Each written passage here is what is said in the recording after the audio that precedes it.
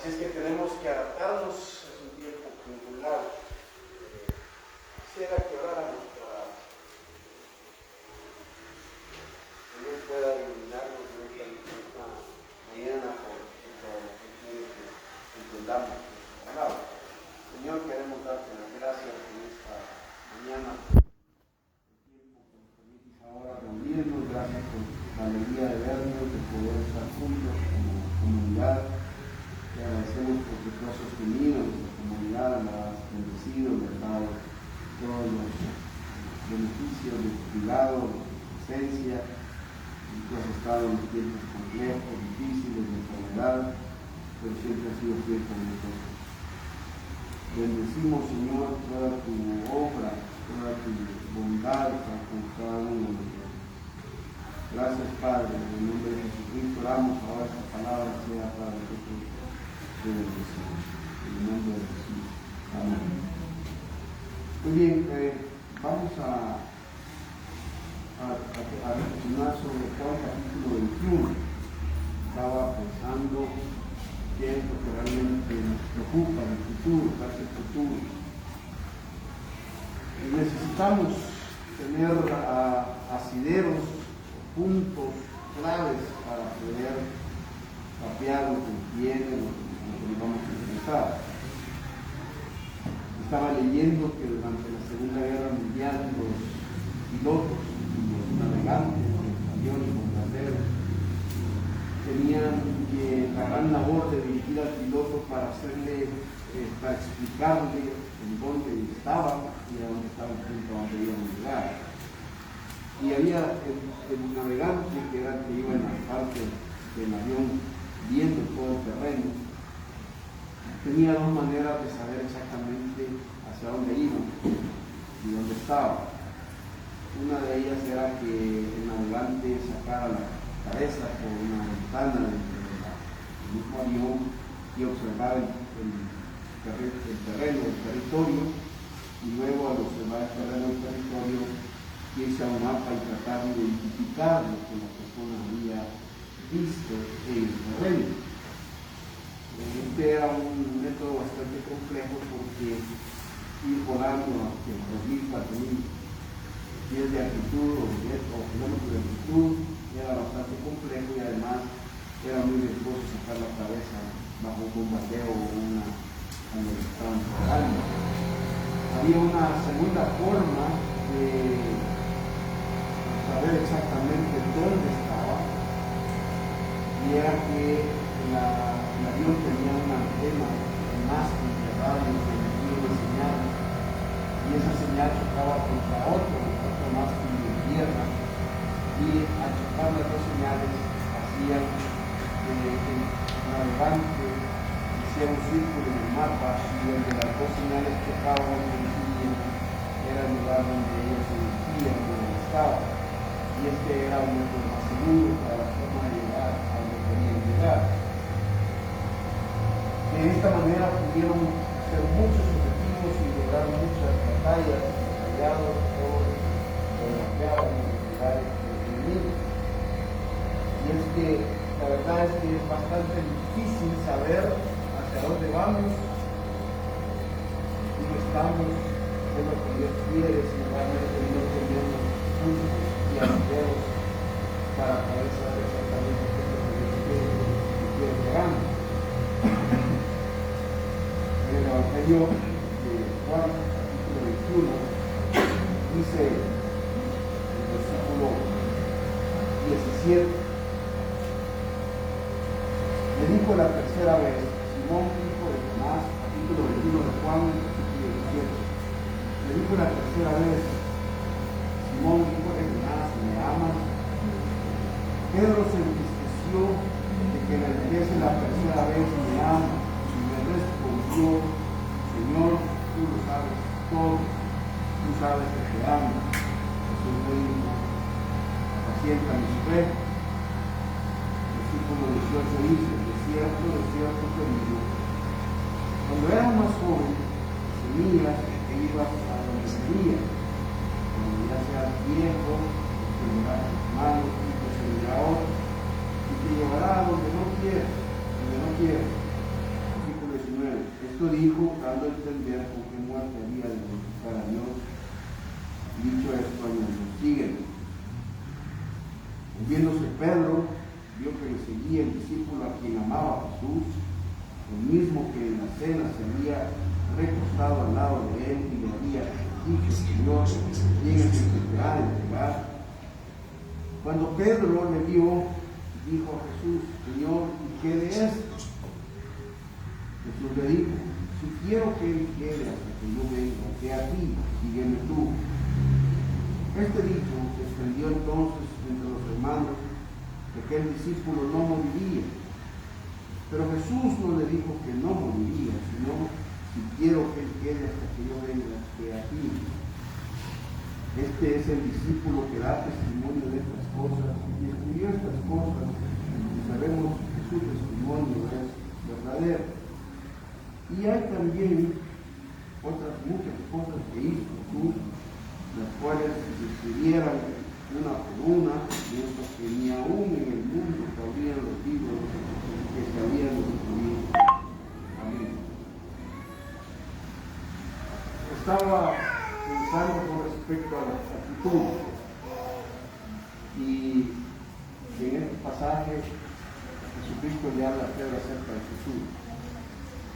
Le dice: te voy a hablar de lo que va a pasar, te voy a hablar de lo que va a ocurrir, de lo que va a ser tu vida, lo que va a ser tu ministerio, lo que va a ser todas tus circunstancias. Gracias, gracias.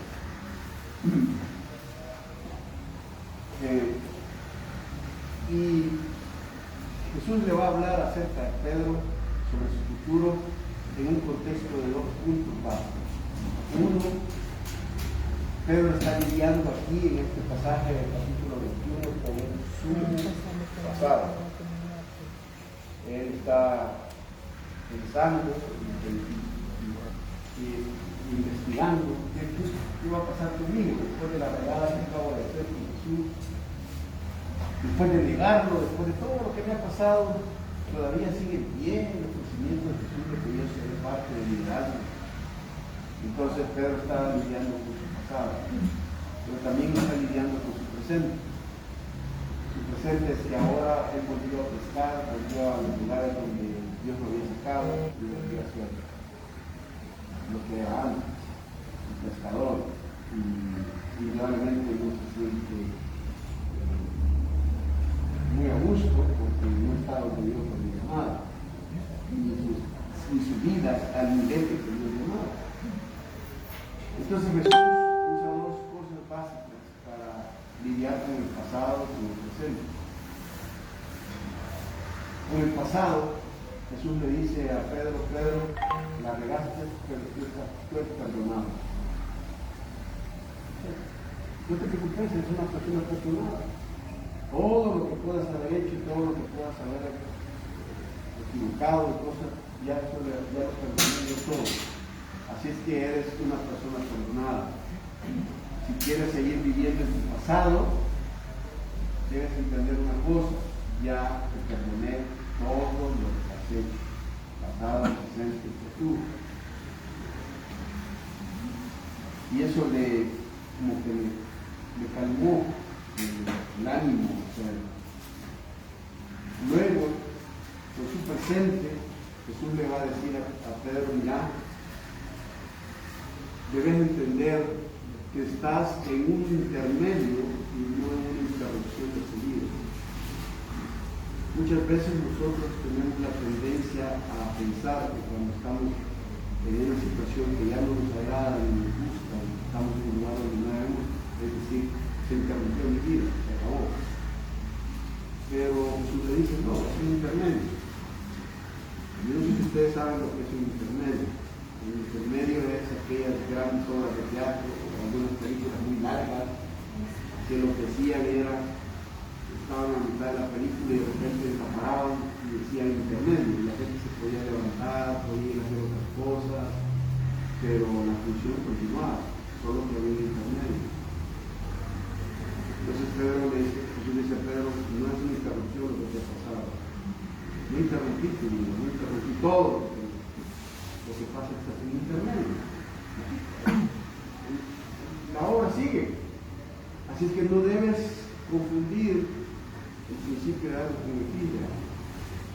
Al contrario, si estás comenzando en ese tiempo. Así es que Pedro le dice, Jesús le dice a Pedro, por tu pasado, Pedro, estás perdonado.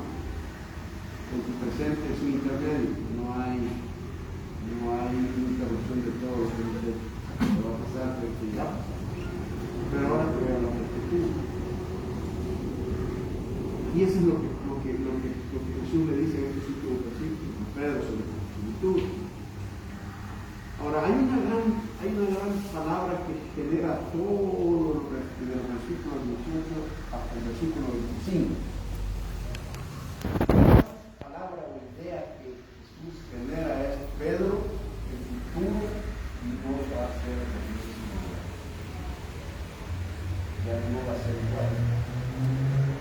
Tienes que tener la mentalidad de que lo que viene no es igual a lo que has estado experimentando. Así que por lo tanto tienes que estar abierto a los cambios que yo quiero que haga en mi vida. Yo creo que si tomamos esa palabra, creo que el futuro nuestro, el futuro de la iglesia, del mundo, no va a ser lo mismo.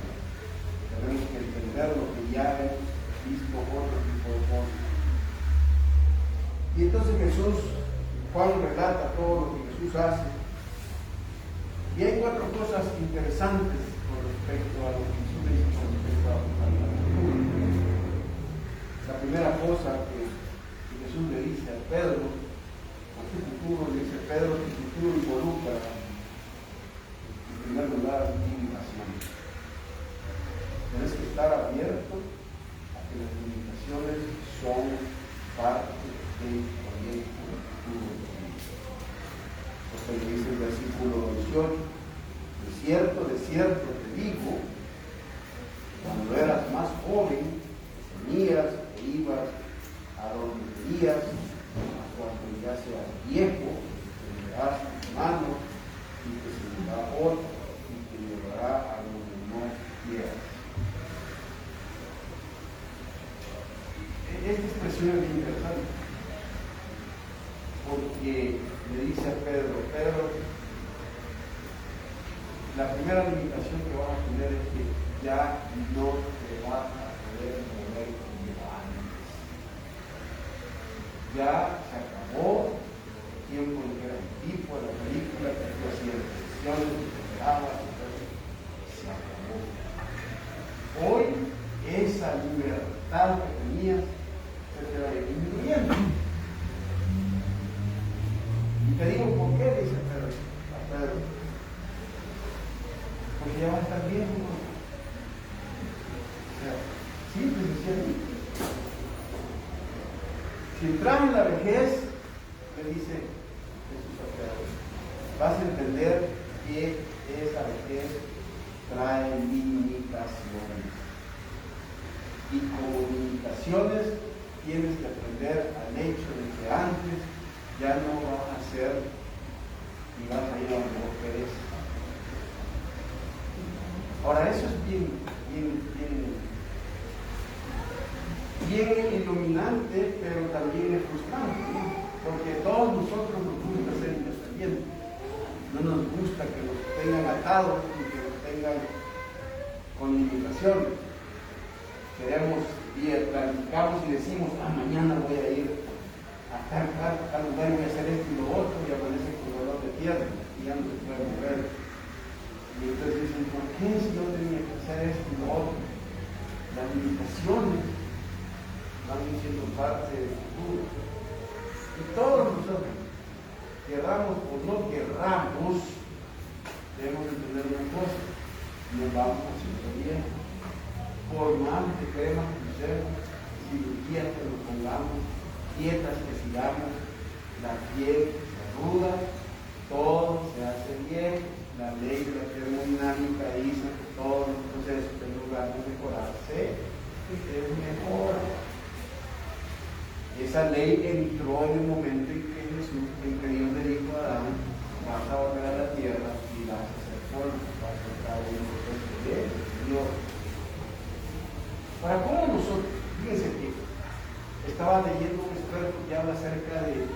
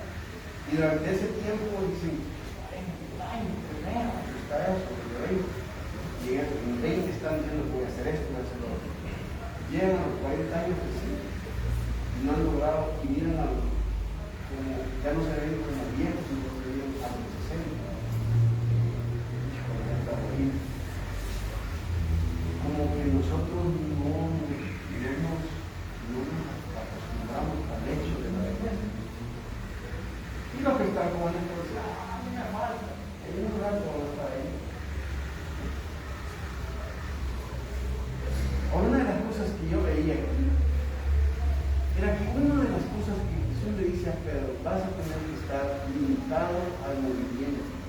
¿Sí? Ibas donde querías y ahora ya no puedes hacerlo. La segunda cosa que le dice es que vas a estar limitado a depender de uno. Porque el texto dice ahí, cuando eras joven, eras más joven, te ceñías e ibas a donde querías. Mas cuando ya seas viejo, tendrás tus manos y te ceñirás. Ahora, la expresión interesante aquí es el hecho de que Pedro le dice, Jesús dice a Pedro, te vas a vestir, te vas a tener que debes abrir las manos. Ahora, no sé si ustedes se han puesto a pensar en esa expresión. El hecho de que otro revista implica que me ayuda a Dios, ¿o no? Me quita la ropa y me la pone. Significa que me hace vulnerable, me hace visible, me hace un espectáculo, una exhibición a otra persona. Y es, o sea, yo no sé si a ustedes les cae una vista a otro, uno lo ve chiquito, lo ve a otro. Pero la vista a otro, es como que uno dice, ¿a qué llegado? No sé si alguna vez ustedes han estado en una situación en la cual necesitan la ayuda, porque no pueden hacerlo, y una vez estaba en el hospital, hospitalizado en Guatemala, y me habían puesto un suero aquí, y tenía otra cosa aquí, y quería ir al baño, y no podía bajar la mano porque se me llenaba de sangre con el suero y todo,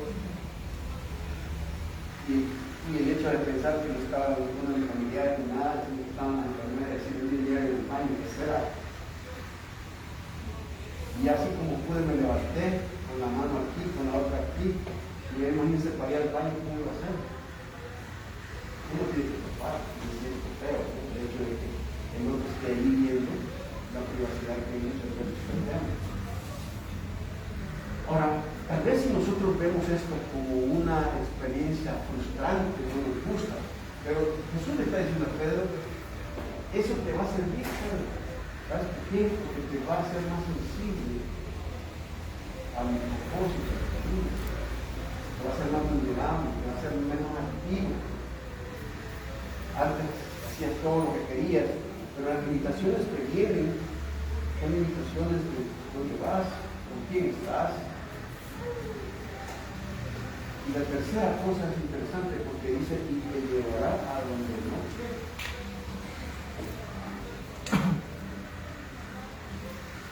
Hermanos, la vida cristiana no es ir a Dios. La vida cristiana es ayudar a Dios. ¿Saben cuál es el problema muchas veces de nuestra propia vida? Es que uno puede ser un seguidor de Jesucristo y vivir su vida no yendo donde Él quiere, sino donde Dios quiere. ¿Saben qué es esta pregunta? Pedro no ha renovado aquí. Pedro tiene ya 3 años de seguir. Es un viejo seguidor. Sin embargo, Jesús le está diciendo a Pedro, si el plan va a ser y me pregunté, ¿será posible que uno pueda ser un seguidor de Jesús y su vida hacer lo que uno quiere y no lo que quiere? La evidencia aquí es que Pedro lo ha hecho. Ahora dice que voy a llevar a y confundimos nuestros propios metas y nuestros propios sueños y decimos, esto es lo que Dios quiere, pero en realidad lo que Dios quiere es lo que Dios quiere. Vivimos en un mundo en donde lo que se nos enseña es a que tenemos que luchar para no vivir con limitaciones, pero cuando vivimos con limitaciones es porque simplemente nos hace a nosotros más vulnerables. Por eso es que puede ser que una enfermedad, una situación o una circunstancia que me limite o me puede sacar lo mejor de tu vida o puede sacar lo peor, porque aquí es donde está la segunda cosa que le dice a Pedro. Jesús le dice a Pedro, mira, vas a tener limitaciones, pero una segunda cosa que el futuro va a encontrar es que vas a tener tentaciones. Y miren lo que le dice el versículo 19, Esto dijo, dando a entender con qué muerte había de glorificar a Dios. Y dicho esto, en el próximo. La primera tentación que yo miro aquí, que Jesús le recalca a él, es que él tendría la tentación de no entender cuál es lo que Dios hace detrás de las cosas que hace. Hay dos palabras que son contradictorias en este pasaje. Dice, dándole a entender de la muerte. La muerte es una mala noticia, ¿no es cierto? La muerte ha sido parte de nuestra vida en estos años, ¿no? ¿Cuánta gente ha muerto que conocemos, que éramos amigos?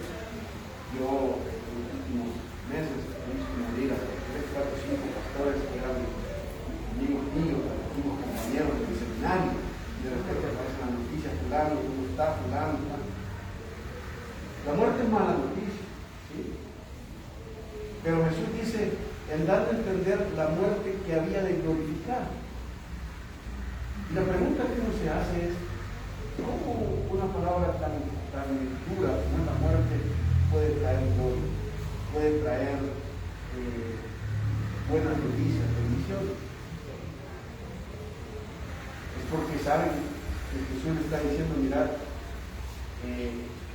no olvides que el precio que vas a pagar es un precio que tiene resultados eternos. Porque Jesús le está diciendo, Pedro, no veas la muerte como algo final. Y le dice Jesús implícitamente, te lo está diciendo alguien como muerto. Y ahora está bien. Entonces Jesús le dice, yo ya la vencí. Yo ya tengo una. O sea, te lo digo yo, para que se lo dijera a una persona normal, está bien. Pero se lo está diciendo a alguien que le dice, mira, la muerte, al contrario, lo que puede hacer en tu vida es traerte grandes oportunidades de hacer algo que te agrade y que te magnifique el mundo. Todos le tenemos miedo a la muerte, ¿no? El que diga que no le tiene miedo a la muerte está mintiendo. Todos le tenemos miedo a la muerte. Hasta los más bravucones y todo lo demás, todos le tienen miedo a la muerte. Pero Jesús le trae buenas noticias a Pedro y dice, no te confundas tu futuro, la tentación de pensar que todo se acaba, ¿no es cierto? Claro, dice, ahora no tengo una cosa de Jesús. Jesús le dice a Pedro, Pedro, ¿me amas? Y que Pedro le dice 3 veces, te amo, te amo, te amo. Y entonces Jesús le dice, gracias Pedro, qué lindo eres. Yo había coger un hombre que me amaba tanto, que me quería tanto, tan amoroso. ¿Sabe qué le dice Jesús a Pedro? Ok, por ese amor vas a morir. No sé si usted esperaría que usted le dice a Dios, Padrecito lindo, te adoro, te amo. Dios le envíe y le mande la grande bendición. Y le diga a Dios, ámame, Padre, y de repente le dice, sí, vas a sufrir por eso. Ahora, eso no es tan complicado porque Jesús nunca anduvo con discursos baratos, siempre le dijo a la gente el precio que tenía que pagar por seguir. Ahora, imagínense ustedes que Jesús le dice a Pedro, vas a morir por eso, por esa muerte me vas a glorificar. Inmediatamente Jesús le dice a Pedro, sígueme. ¿Por qué no le dijo antes sígueme? Antes de decirle que iba a morir. Sino que se lo dice después y que le advirtió. Porque Jesús después iba a decir a Pedro, yo te lo dije. Te lo advertí que el cristianismo, que la vida cristiana no es una vida de hacer lo que yo quiera, lo que a mí me gusta, ni lo que yo estoy contento. Trata de un seguimiento que va a tener limitaciones, que va a tener tentaciones. La tentación de olvidar cuál es el propósito de nuestra vida. Hermanos, miren, nosotros no estamos aquí en este mundo para ser Cristo, ni para ser famosos, ni para tener nada de lo que nosotros puede ser transitorio en nuestra vida. Estamos aquí con un propósito, hoy más que nunca, después de esta pandemia, con esta pandemia, para glorificar a Dios con nuestros actos y nuestras acciones. Si perdemos de vista eso, simple y sencillamente vamos a ser amargados y frustrados. La segunda tentación que yo miro aquí, que Pedro iba a enfrentar en su futuro, dice el versículo 20, volviéndose Pedro, vio que le seguía el discípulo a quien amaba Jesús, el mismo que en la cena se había recostado al lado de él y le había dicho: Señor, ¿quién es el que te ha de entregar? Cuando Pedro lo vio o le dio, dijo Jesús: Señor, ¿y quién es? ¿Saben cuál es la segunda tentación? El peligro de distraerse. Bien, hermanos, a mí me ha preocupado mucho esta pandemia porque algunos de ustedes me han visto muy distraídos en cuanto a las cosas espirituales. Cada uno de ustedes verá cómo vivió su fe personalmente con Dios. Pero lo que llaman entre Pedro y Juan, entre Pedro y Jesús, es como un juego de tenis, ¿no? Jesús le dice: vas a morir por eso, sígueme. Y Pedro le regresa: ¿y esto? Una cosa que aprendí, hermano, es que uno nunca puede caminar hacia el futuro caminando de lado. No puede caminar hacia el futuro así. No puede caminar hacia el futuro.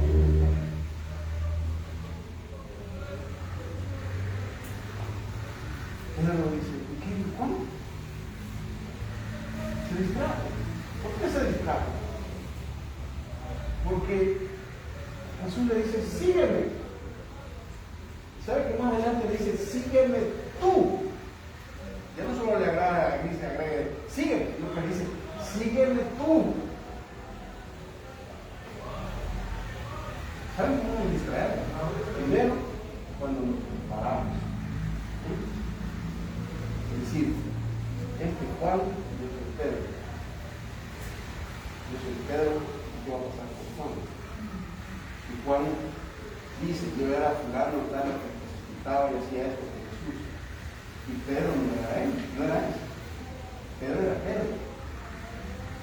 Pero Pedro ve a Juan y dice: mira, pero mira qué. Si le acaban de decir: va a morir por seguirme, no crean que está pensando que esto le va a ir. Está pensando: ¿qué precio va a dar? Bueno, va a ser el rol de este. Y en pocas palabras Jesús le dice: ¿qué te importa? Sígueme tú. Si usted se distrae porque el vecino tiene una mejor casa, porque usted tiene mejores recursos, porque usted, su estado económico es mejor, es peor que el otro, si usted no tiene lo que está sonando en el plan, se están distrayendo. Nosotros no venimos a este mundo a compararnos con otras personas que nos están viviendo. ¿Saben por qué? Porque compararse es problemático. Primero, porque nunca sabemos los detalles exactos de lo que está pasando a la otra persona. ¿Saben que uno de los grandes defectos de los medios sociales es eso? Que la gente siempre pone las cosas más bonitas y más atractivas de tal manera que nos hacen ver a nosotros y dicen: qué tremendo, que no soy así, mirate lo que tiene. Hay un montón de que ponen en Facebook: mi esposita linda, te adoro, todos los que escriben así es porque quieren convencer a otros de que ustedes están viviendo. Cuando se ponen y ponen un montón de cosas y todo lo demás, y a veces unos prostituyendo, anda en Europa y anda haciendo esto y lo otro, y uno dice: cuando uno debe apenas estar en esto, digo yo, y lo creo que yo conozco su vida, dice uno. Pero ya no la conocemos, vemos lo que vemos, pero lo conocemos por lo que está pasando. Nunca debemos compararnos, hermanos. Debemos ver como lo que nos hace falta, porque todo lo tiene. Jesús le dice: va a tener un gran problema de la tentación. Una, la glorificación, que es el propósito de la vida. Y segundo, la tentación de la transformación. Y saben que muchas personas tienen lograr.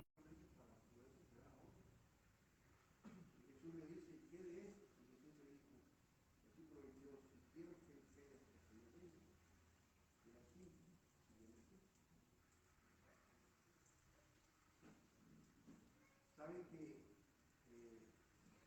Jesús le dice ahí que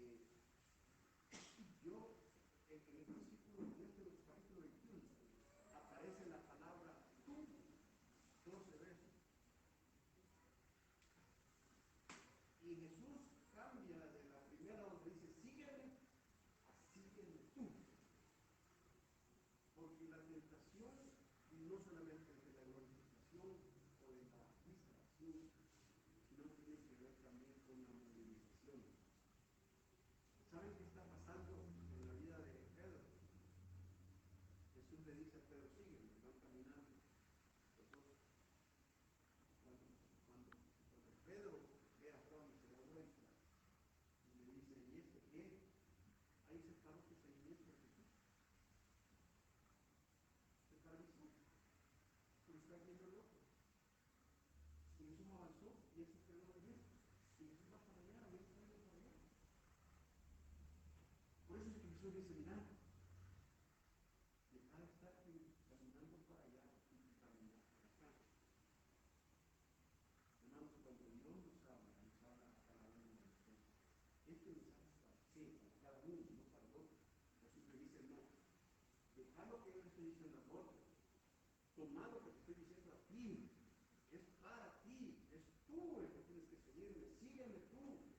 Y ese seguimiento de Jesús, siempre sencillamente, miren cuánta gente, esa es la tentación, la distracción de la paralización, la distracción de alejarse de Dios, porque yo estoy viendo otras cosas que no debería estar viendo, porque estoy metido en otros problemas que no debería estar viendo, sino que tiene que ver con un seguimiento de Jesús y decir, bueno, voy a hacer lo que Dios quiere, y en medio de eso viene la muerte, viene todo lo demás, la falta de lo que yo quiero hacer, lo que a mí me gusta. Pero por favor, no te quedes atrás, rezagado en el camino de Jesús, ¿no? ¿Hacia dónde se está moviendo? Miren, ¿hacia dónde nos movemos como iglesia? ¿Saben que una de las cosas bien importantes que he entendido en este tiempo? Es que la iglesia no entendió por qué Dios nos quitó todas las estructuras y todos los templos. Porque muchas de esas cosas nos estaban paralizando para el seguimiento de Jesús. Y yo creo que si ustedes y yo en esta pandemia, sin los templos, sin las estructuras, no caminamos con Jesús y avanzamos con Jesús, no entendimos por qué nos llegó Dios a eso. Dios le dice, sígueme tú, la tentación. Pero hay una tercera cosa que me llama la atención. No solamente debería haber la limitación o la tentación, sino que también yo digo que tenía que tener una preocupación, varias preocupaciones. ¿Qué nos va a preocupar a nosotros en el futuro? Que nos vamos a tener nuestras comidas, que podamos reunirnos sin mascarilla, que podamos tener todo eso. Eso es lo que nos va a preocupar, que nos vamos a contagiar. ¿Sabe lo primero que Jesús le dice en la narración de Juan 21, o Juan nos establece que hay que tener una preocupación por no tener el seguimiento de Jesús mitológico, popular, sin sentido cristiano? Observe lo que le dice el versículo 23. Este dicho se extendió entonces entre los hermanos que aquel discípulo no moriría, pero Jesús no le dijo que no moriría, sino que quiero que él quede hasta que yo venga. Aquí, este es el discípulo que da testimonio de estas cosas y escribió estas cosas y sabemos que su testimonio es verdadero. Me gusta una cosa interesante. Dice que este dicho, ¿cuál dicho? De que cuando lo muere. ¿Sí? Y me parece muy interesante que Juan utilice la palabra dicho, y no utilice la narrativa, la palabra de Jesús, y dice este dicho. ¿Qué hace que sea un dicho y una verdadera palabra de Dios? El dicho es, el texto original es un mito, son frasecitas de sabios, frasecitas populares, mientras que la palabra de Dios es la que tiene la gente y la autoridad de Jesús. Y Juan dice que lo que Jesús dijo autoritativamente, como una referencia a Pedro de lo que tenía que hacer Juan, se convirtió en una comidilla y en una frase popular dentro de las comunidades del tiempo de Juan. Porque el texto dice que este dicho se extendió entre todos los hermanos. ¿Sabe qué significaba eso? Significaba que todas las veces que el apóstol Juan visitaba una iglesia y entraba a la iglesia, la gente decía, que mira, ese es inmortal, el que va a vivir eternamente, mira. Y entraba Juan, y toda la gente le preguntaba, mira, ¿qué se siente ser inmortal? Y el Juan, ya envejeciéndose y haciendo un montón de cosas, y es a tal arte de ese famoso dicho popular de que él no moriría, que Juan en su evangelio pudo haber terminado en el capítulo 20, pero Juan tiene que agregar un apéndice para el capítulo 21, porque en el capítulo 21 tiene que explicar dos grandes dudas. Uno, si Pedro todavía está en la jugada, y dos, que Juan no era lo que Jesús, lo que los hermanos estaban diciendo. Juan no era una persona que iba a morir, pero era muy popular el dicho, ¿no? Es decir, bien popular la frasecita. ¿Saben qué es lo que yo me he dado cuenta? Que muchas de nuestras teologías y nuestras maneras de creer en el Señor son dichos. Son cosas que se han extendido y regado entre todas las cosas populares de todos los hermanos, pero que no tienen la base de una convicción espiritual. Por eso ustedes encontrarán grandes predicadores con muchos sermones que son anécdotas, que son un montón de historias, chistes y cosas. Son bonitas y atractivas porque levantan el ánimo, son espectaculares. Y ahí no quería tener en la congregación a alguien que no va a morir. Pero ¿saben qué? Juan dice, señores, es mentira. Eso no fue lo que Jesús dijo. ¿Cuánto de lo que creemos realmente en lo que Jesús dijo, como todas las creencias que hemos tenido popular y todo? Yo en este tiempo he visto cómo en los medios de comunicación y todas las redes sociales se empiezan a dar muchas cosas. Por ejemplo, una de las cosas que se vino abajo es el libro de los pastores se mueren. No son los pastores que se mueren, por este libro. Y todos hemos estado expuestos, pero solo Dios tiene su soberana voluntad en cada uno de nosotros. ¿Cómo luchamos contra un mito y contra esa teología popular en medio de nosotros? Porque muchos de nosotros podemos estar en muchas cosas. Decimos, soy hijo de Dios, no me puede pasar eso. Claro que sí me puede pasar. ¿Sí? No, es que si yo soy hija del rey o soy hijo del rey, voy a tener prosperidad. No es cierto. He sido llamado a ser cabeza y no cola. ¿Y qué tiene de malo la cola? En la cola los chuchos puede uno estar contento con eso. Porque esa es una idea que nos ha metido. Una cosa que se nos ha metido a nosotros. Y cuando tenemos esos dichos, entonces caemos y nos alejamos de la realidad de lo que Jesús ha dicho. ¿Cómo se combate ese dicho? Juan dice dos cosas. Número uno, en primer lugar dice, este es un dicho. Primero, para poder saber exactamente lo que tiene que ser nuestra autoridad, tenemos que tener intimidad con Jesús. Porque Juan dice, no, Jesús no fue lo que dijo Jesús, yo estaba presente ahí. Yo tuve un vínculo personal con Jesucristo. Tuve una intimidad con Él y eso no es lo que la palabra dice. No es cierto eso, dice Juan. Y la segunda cosa, integridad. Porque si uno hubiera visto a Juan con ojos de los evangelistas de este tiempo, Juan hubiera hecho pisto con ese dicho. De veras me lo digo.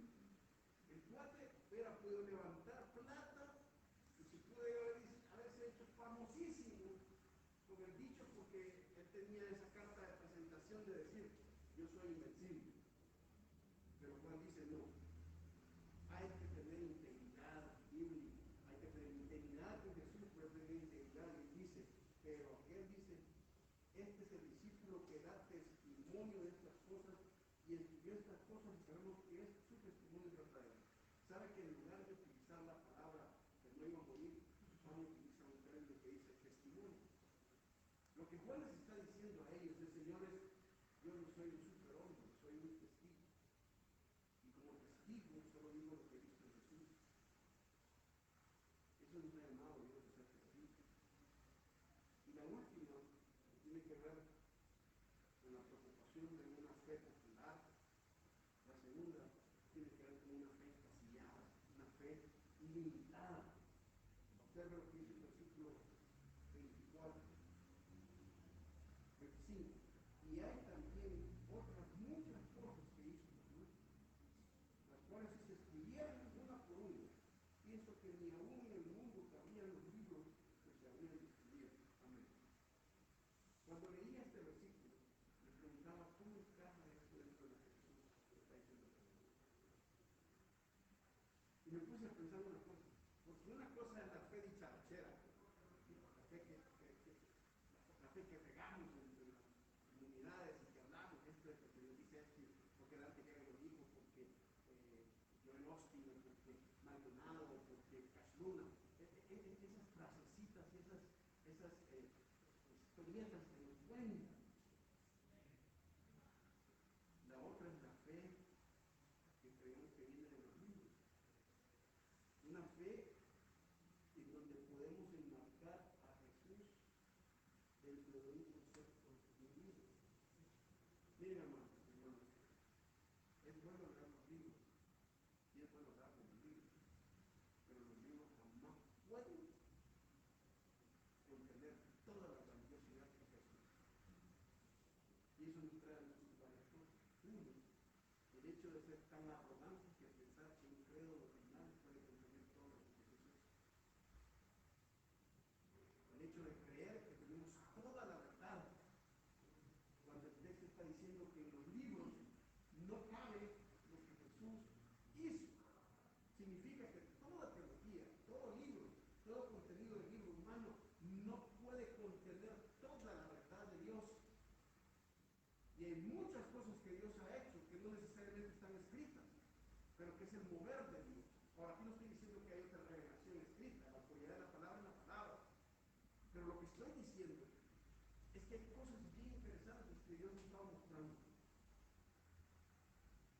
Pablo se está despidiendo de los ancianos en Éfeso y Pablo les dice: miren, señores, ya no me van a ver, ya todo esto me voy, van a ir otros que me van a querer destruir, pero cuídense y sean bienaventurados, sean todos. Y dice, porque Jesús dijo: más bienaventurado es dar que recibir. Fíjense, Pablo dice eso: más bienaventurado es dar que recibir. Y me fui a todos los evangelios. Y esa frase no me encuentro en ninguno de los de Jesús. Y me voy a leer a los comentaristas que dicen que esa frase no está en el dicho de Jesús. ¿Sí? El hecho de que no esté no significa que no sea verdad. Lo que significa es que Pablo recibió ciertas revelaciones y ciertas cosas que eran de Dios, pero no necesariamente están escritas. Eso nos lleva al mundo de que Dios puede ser más allá de los esquemas y de los libros que nosotros tenemos. Dios se puede mover y decirnos muchas cosas más. Para claro, todo lo que Dios nos dice que está en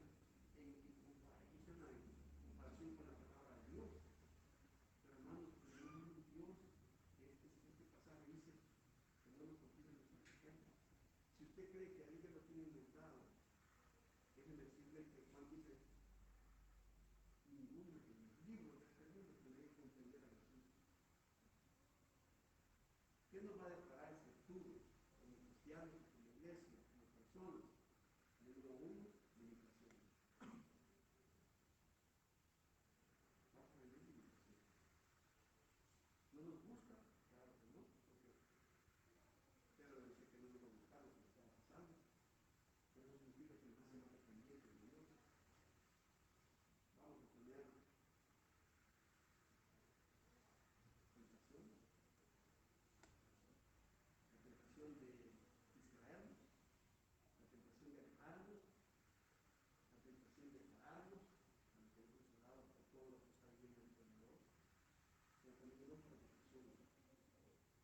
Creo que ahora necesitamos encontrar nuevamente a explicar la palabra de Dios y a explicar todos esos libros que nuestra fe tiene y tener un verdadero seguimiento de Jesús.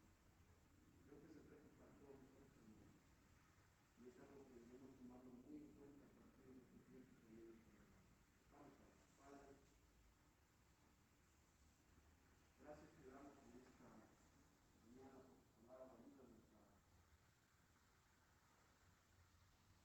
enfocarnos en ti, a cambiar de vista por el seguimiento de Jesús, por otras cosas, por otras personas. Ayúdanos, Señor, a purificar nuestra fe en ti, a ser dignos